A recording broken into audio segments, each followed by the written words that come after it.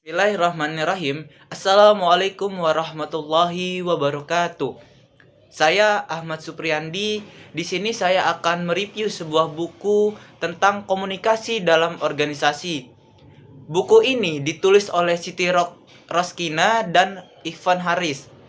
Tahun terbit buku ini yaitu cetakan pertama di bulan Mei pada tahun 2020. Penerbit dari buku ini yaitu UNG Press Gorontalo.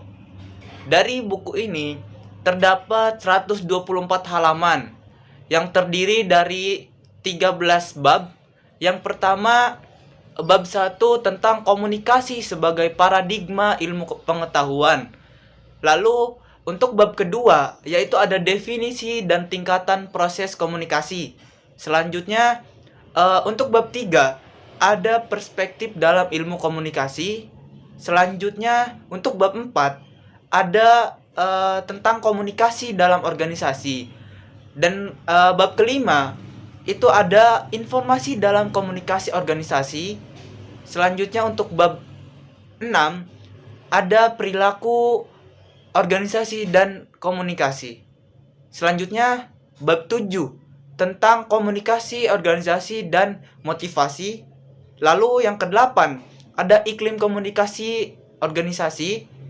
Bab 9 tentang kepemimpinan dalam organisasi. Bab 10 tentang kekuasaan dalam organisasi dan beberapa pendekatannya. Bab 11 tentang teknologi informasi dalam organisasi. Bab 12 tentang pengukuran sikap dalam opini publik. Dan yang terakhir ada penutup. Nah, dari buku ini, dari yang hasil saya review, terdapat beberapa poin-poin penting yang menjelaskan tentang komunikasi di dalam organisasi. Yang pertama, dari komunikasi sebagai paradigma ilmu pengetahuan, yang menjelaskan bahwa komunikasi sebagai pengetahuan ini telah muncul sejak abad 20 yang melalui kelompok Chicago dan terutama setelah kemunculan apa yang disebut sebagai administrative research melalui kelompok yang terpusat di University Columbia. Beberapa figur yang penting dalam mengembangkan ilmu komunikasi, terutama dengan figur sentral Paul F. Lazarsfeld. Ilmu komunikasi merupakan bagian dari ilmu sosial, yang mana ilmu sosial dalam tinjauan filsafat ilmu pengetahuan dikenal terdapatnya paradigma atau perspektif, yakni positivistik, interpretatif, dan kritis. Selanjutnya, ilmu komunikasi ini berasal dari bahasa Inggris yang berarti communication, sedangkan dari bahasa Latin adalah communicatus yang berarti berbagi atau menjadi milik bersama. Nah, dengan demikian, kata komunikasi menurut Kamus Bahasa mengacu pada suatu upaya yang bertujuan untuk mencapai kebersamaan. Komunikasi dapat diartikan juga sebagai proses sharing di antara pihak-pihak yang melakukan aktivitas komunikasi tersebut. Nah, ada beberapa pendapat menurut ahli kamus bahasa.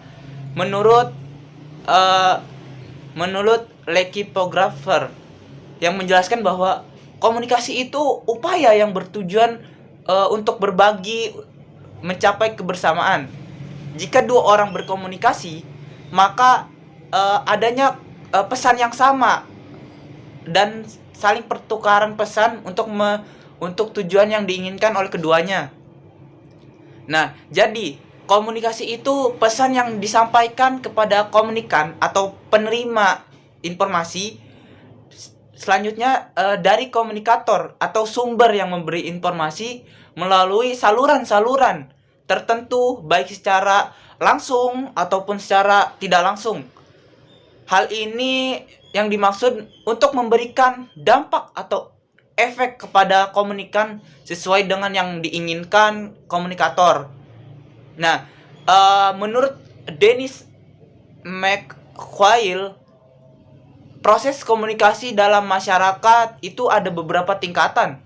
Yang pertama ada komunikasi intra pribadi. Yang kedua, ada komunikasi antar pribadi. Lalu ada komunikasi dalam kelompok. Selain itu, komunikasi antar kelompok atau asosiasi. Selanjutnya ada komunikasi organisasi. Dalam pembahasan ini, selanjutnya ada komunikasi dengan masyarakat secara luas. Nah, hal ini menjelaskan bahwasanya buku ini sangatlah penting karena kita bisa mengetahui bagaimana komunikasi-komunikasi yang ada di sekitaran masyarakat. Karena dengan adanya komunikasi, pasti adanya pengetahuan atau daya tukar tersendiri dari beberapa orang ke orang lain. Nah, sebenarnya sangatlah penting manusia di dalam kehidupannya, karena dengan adanya komunikasi manusia akan lebih memerlukan orang lain dan membutuhkan kelompok atau masyarakat untuk saling berinteraksi. Dalam menjalin relasi dengan orang lain, kita membutuhkan komunikasi. Dalam dunia kerja, dunia pendidikan, dunia lainnya itu, kita sangat membutuhkan tentang komunikasi yang baik dan tepat dan terarah. Untuk memahami eksistensi informasi dalam komunikasi, maka ada beberapa hal, yaitu jaringan komunikasi, arus komunikasi, aliran komunikasi, alur komunikasi, dan arah komunikasi. Hal tersebutlah yang dapat kita pelajari tentang bagaimana sih informasi yang kita dapat untuk komunikasi, dan komunikasi itu menuju kemana. Itulah hal yang harus kita pahami. Dalam buku ini terdapat kepemimpinan dalam organisasi, yang mana seorang pemimpin akan memimpin anggota-anggotanya dengan baik, dengan komunikasi yang baik, sehingga komunikasi yang tersalur kepada anggota-anggotanya bisa dijalankan dengan baik oleh anggota tersebut. Hal ini sangatlah penting karena betapa pentingnya komunikasi di dalam sebuah organisasi, di dalam sebuah lingkungan kuliah dan lain-lain. Itulah sangatlah penting komunikasi untuk kita bertukar pikiran, bertukar suara dengan tujuan yang sama. Nah, buku ini sangatlah penting untuk kita baca dan kita pahami, karena untuk merujukkan bahwasanya komunikasi itu sangatlah penting gitu.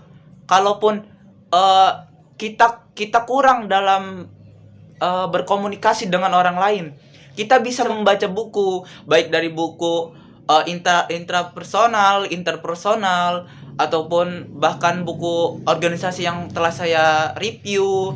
Hal ini sesuai kapasitas individual terhadap komunikasi yang mereka butuhkan.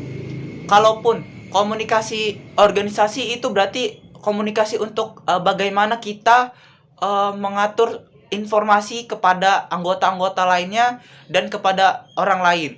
Karena komunikasi itu tidak hanya spesifik satu saja, tetapi banyak.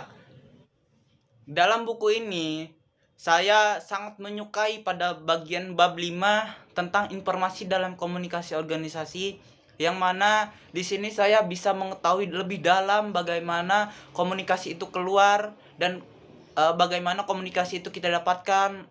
Selain itu, bagaimana kita dalam komunikasi itu untuk arus komunikasi itu bagaimana. Nah, di sini saya sangat menyukai pada bagian bab 5 ini tentang informasi dalam komunikasi organisasi dalam buku ini. Karena dengan adanya buku ini, saya sangat semangat dalam mempelajari tentang komunikasi agar bisa melatih soft skill saya terhadap komunikasi, agar saya terapkan di kehidupan sehari-hari. Dari kesimpulan yang hasil saya review tersebut menjelaskan bahwasanya komunikasi itu sangatlah penting untuk kita sebagai mahasiswa ataupun orang lain, karena dengan adanya komunikasi kita sangat dibantu untuk memberikan informasi atau pesan-pesan tersendiri kepada orang lain sekitar, ataupun bahkan informasi yang kita dapatkan dan komunikasi yang kita yang kita lakukan dengan orang lain itu sangatlah penting di kehidupan kita sehari-hari. Baik, terima kasih. Saya akhiri. Wassalamualaikum warahmatullahi wabarakatuh.